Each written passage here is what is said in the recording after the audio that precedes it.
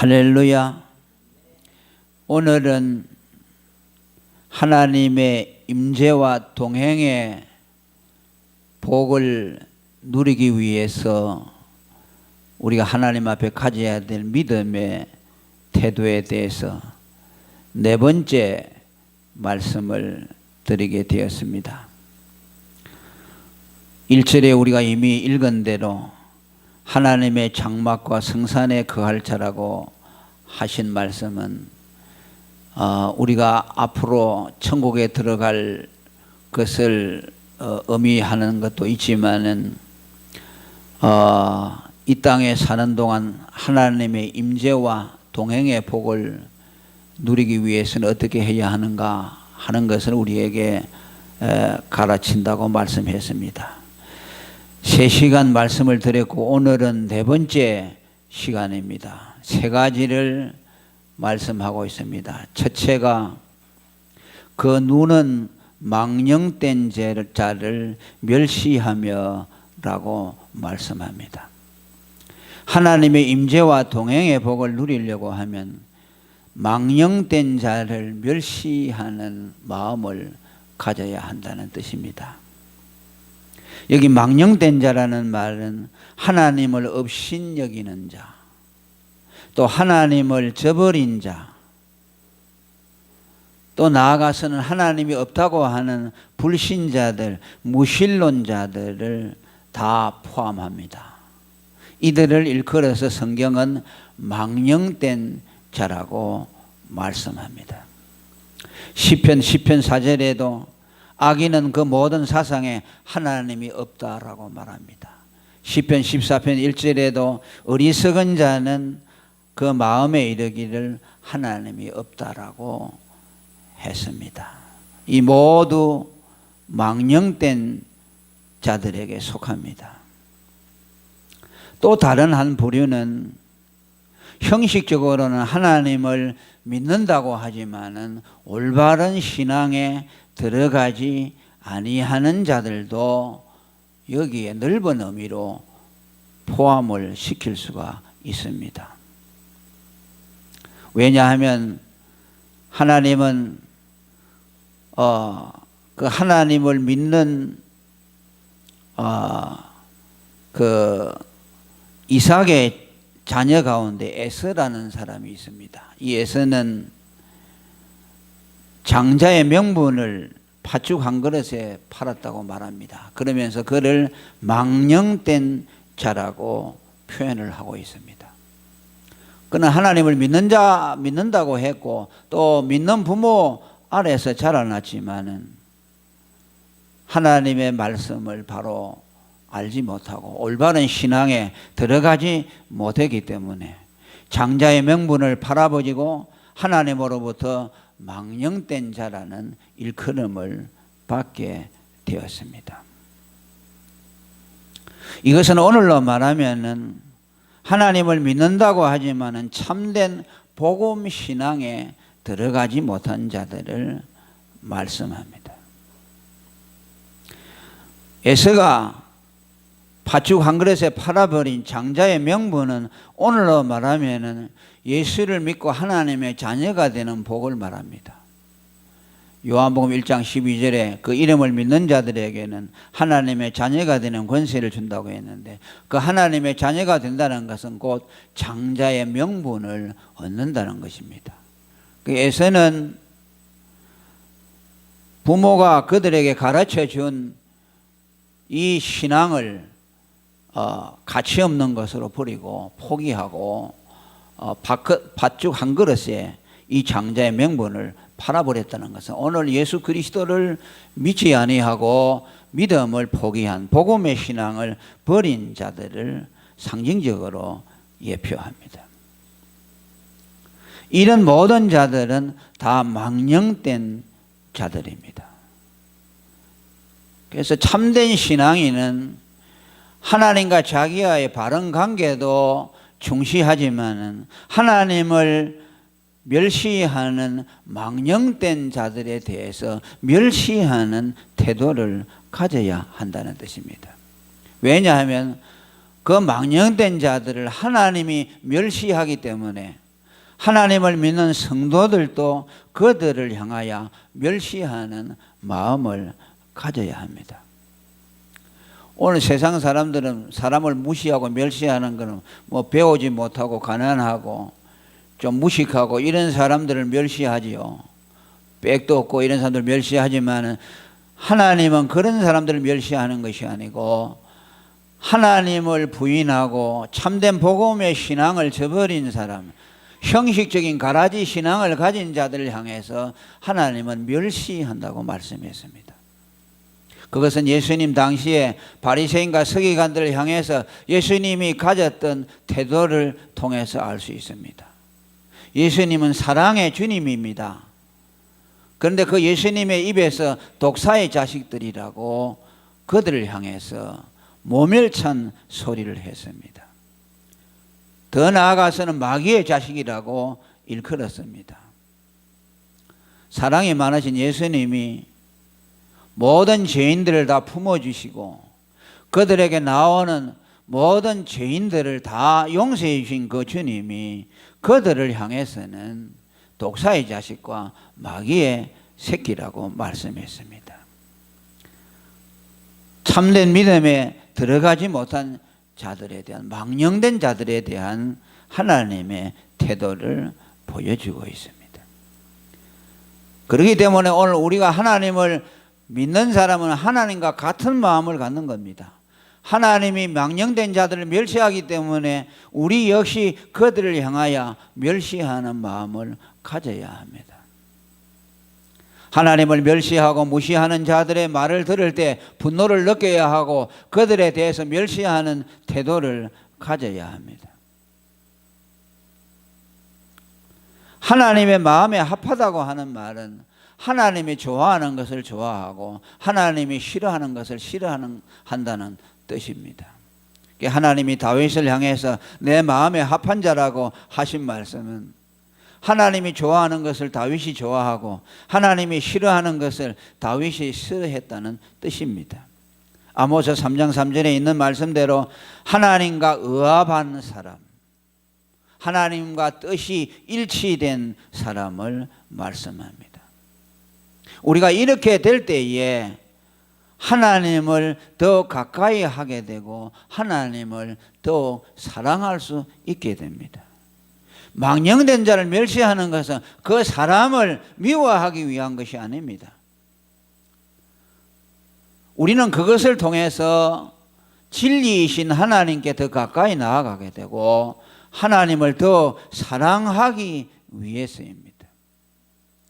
마귀를 대적하라, 하나님을 가까이 하라라고 말합니다. 하나님을 가까이 하기 위해서는 마귀를 대적해야 한다고 말합니다. 우리가 망령된 자들을 멸시하는 것은 그것을 통해서 내가 그들과 같이 되지 않겠다는 결의를 다지게 되는 것이고 그들을 미워하는 것을 통해서 하나님께 더 가까이 나아갈 수 있기 때문입니다.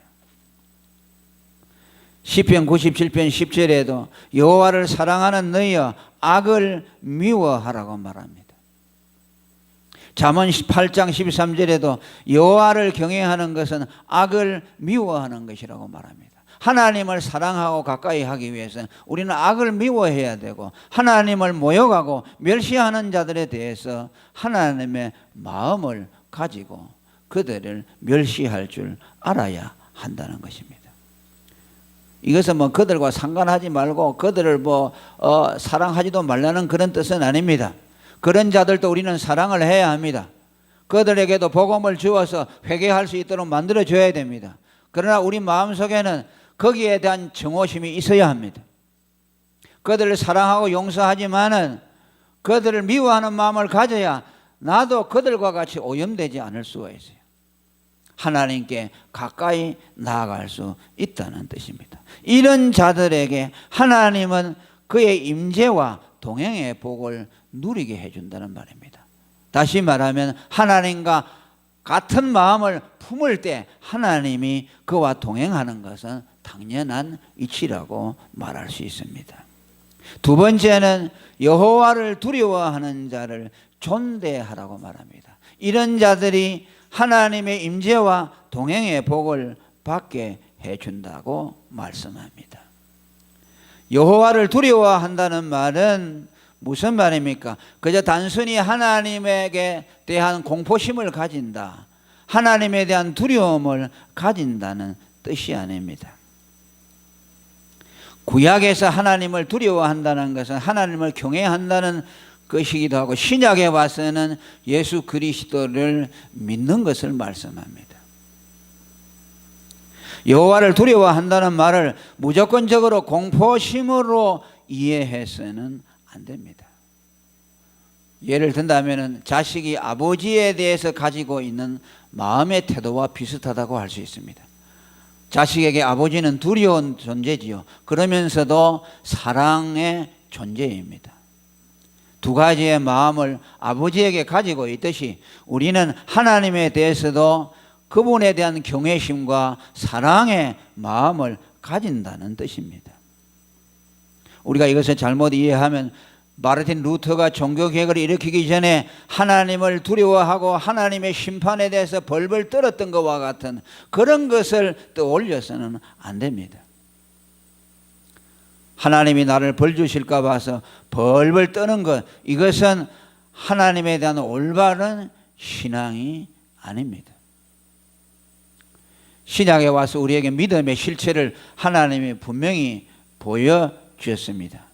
그것은 바로 하나님과 그의 아들 예수 그리스도를 믿는 신앙을 말씀합니다. 공의로우신 하나님과 더불어 그 아들 예수 그리스도를 믿음으로 통해서 우리의 믿음이 완성되는 것입니다.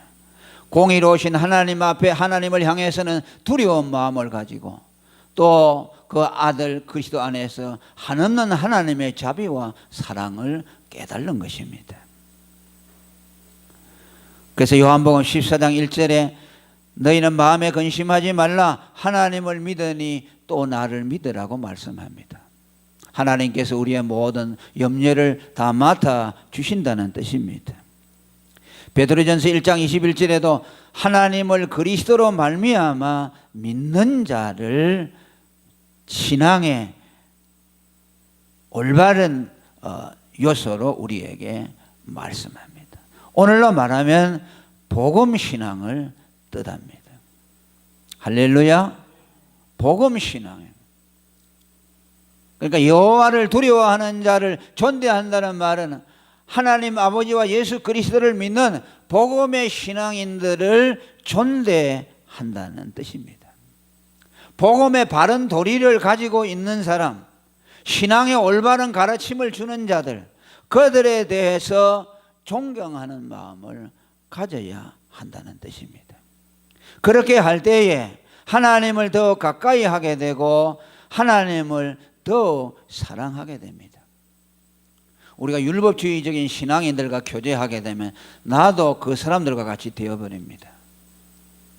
예수님이 그랬잖아요. 서기관들 향해서 너희가 교인 하나를 얻기 위해서 온 천지를 두루다니다가 교인 하나를 얻으면 너희들보다 배나 더 지옥 자식을 만든다고 말합니다.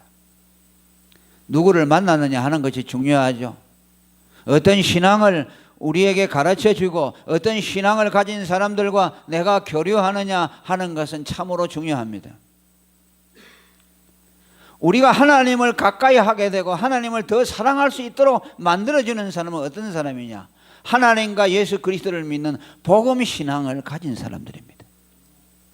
균형 있는 믿음을 가진 그들과 교제하고 그들을 존경하고 그들을 사랑하게 될 때에 하나님을 더욱 사랑하게 되고 하나님을 더욱 가까이 할 수 있게 된다는 것입니다.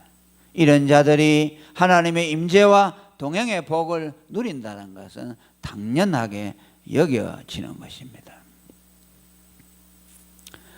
다음에 세 번째로 하나님의 임재와 동행의 복을 누리는 사람은 어떤 사람들이냐? 마음에 서원한 것을 해로울지라도 변치 아니하고 갚는 사람을 말씀합니다. 여기 마음의 서원이라는 것은 하나님 앞에 약속하는 것을 말씀합니다. 성경에 보면 서원하는 사람들이 여러 사람이 나옵니다. 그 한 사람이 야곱의 서원이죠. 자기 형의 공격을 피해서 외삼촌 라반의 집을 향해 가다가 베델에서 돌베개를 베고 잠을 자다가 두려움과 염려 속에서 잠이 들었지요. 그때 하나님의 사자가 나타나서 천사가 오르락내리락 하는 놀라운 광경을 보여주게 하시고, 거기서 야곱은 하나님 앞에 서원을 합니다. 나로 하여금 내 애삼촌 집을 거기 무사히 도착하고 나중에 내 고향 아비 집으로 다시 무사히 돌아가게 할 것 같으면 내가 하나님 앞에 10의 1조를 드리고 그 다음에 이곳에 하나님의 성전을 세우겠다고 서약을 합니다. 서원을 하죠. 그것이 창세기 28장 20절에 나옵니다. 신명기 23장 2절에도 너희는 내 하나님 여호와께 서원하거든 갚기를 더디하지 말라. 내 하나님 여호와께서 반드시 그것을 내게 요구하리니 더디면 내게 죄라고 말합니다. 율법, 구약의 율법적인 개념의 서원입니다. 하나님 앞에 서원한 것은 갚아야 한다고 말씀합니다. 시편 65편 1절에 하나님이여 찬송이 시온에서 주를 기다리오며 사람이 서원을 주께 이행하리이다 라고 말씀했습니다. 예수 믿는 사람은 하나님 앞에 드린 서원을 잘 갚아야 한다는 뜻입니다. 그러나 이보다 더 근본적인 서원이 있습니다. 이것은 누구에게나 다 해당이 되는 것이죠. 예수 믿는 사람이라면 모두가 다 하나님 앞에 서원한 사람이라고 말할 수가 있습니다. 무슨 서원을 합니까? 우리는 예수를 믿고 구원받은 그 적시부터 우리는 하나님 앞에 서원을 하게 됩니다. 하나님이 우리를 구속했다는 말은 무엇입니까? 우리를 죄와 사망과 율법에서 건져내어서 하나님 당신의 소유로 삼으셨다는 뜻입니다. 그래서 예수를 믿는 사람은 이제 내가 죄와 사망과 율법에서 내가 건짐을 받았으니 내가 이제부터는 하나님의 것입니다. 나는 하나님에게 드리겠습니다 라고 서원하는 것이 구속입니다. 여기는 예외가 없습니다. 나는 예수 그리스도의 피로 하나님에게 사신 바가 되었으니 나는 이제 살든지 죽든지 주님의 뜻대로 살겠습니다. 나의 목숨과 건강과 재산과 모든 것은 하나님의 것입니다 라고 서원하는 것이 구속을 받은 것입니다. 계시록 5장 9절에 일찍 죽임을 당하사 각 족속과 방언과 백성과 나라 가운데서 사람들을 피로 사서 하나님께 드리셨다고 말합니다. 예수님이 자기 피로 우리를 사서 하나님의 소유가 되도록 하셨다는 뜻입니다. 그래서 고린도전서 7장 23절에 보면 너희는 값으로 사신 바 되었으니 사람들의 종이 되지 말고 하나님의 종이 되라고 말합니다. 고린도전서 10장 31절에도 너희가 먹든지 마시든지 무엇을 하든지 이제 다 하나님의 영광을 위하여 하라고 말합니다. 바울이 디모데를 향해서 너 하나님의 사람이라고 한 것도 이제 구원받은 성도는 하나님의 소유가 되었다는 뜻입니다. 구약의 나실인이라는 서원이 있습니다. 어떤 사람이 자기 자신을 하나님께 드리기 위해서 드리는 그날까지 머리에 삭도를 대지 아니하고 포도주 껍데기도 먹지 않도록 하나님 앞에 서원을 합니다. 그 날짜가 차기까지. 그러니까 그 나실인 가운데 유명한 사람이 삼손이죠. 머리털을 깎지 않았습니다. 하나님 앞에 드린다는 서원을 한 사람입니다. 그 나실인의 서원은 오늘 예수 믿는 모든 성도들의 소원이라고 할 수 있어요. 구약시대는 그 나실인을 통해서 나실인의 서원을 통해서 우리에게 뭘 말씀하느냐 하니까 예수 믿고 구원받은 사람은 하나님의 것으로 구별됐다는 뜻입니다. 나실인이라는 말은 하나님의 소유로 들어지는 사람이라는 뜻이요. 신약에 와서는 예수의 핏부림을 받아가지고 하나님의 소유가 된 모든 사람들이 다 나실인이 되는 것이요. 그러니까 예수 믿는 사람은 그때부터 자기의 것이 아닙니다. 하나님의 소유예요. 자기의 건강, 자기의 지식, 자기의 물질, 자기의 가정, 자기의 산업 전부 하나님의 것이에요. 그러니까 예수 믿는 사람은 하나님을 위해서 살아야 됩니다. 그것이 예수 믿는 그 순간 하나님 앞에 서원하는 거예요.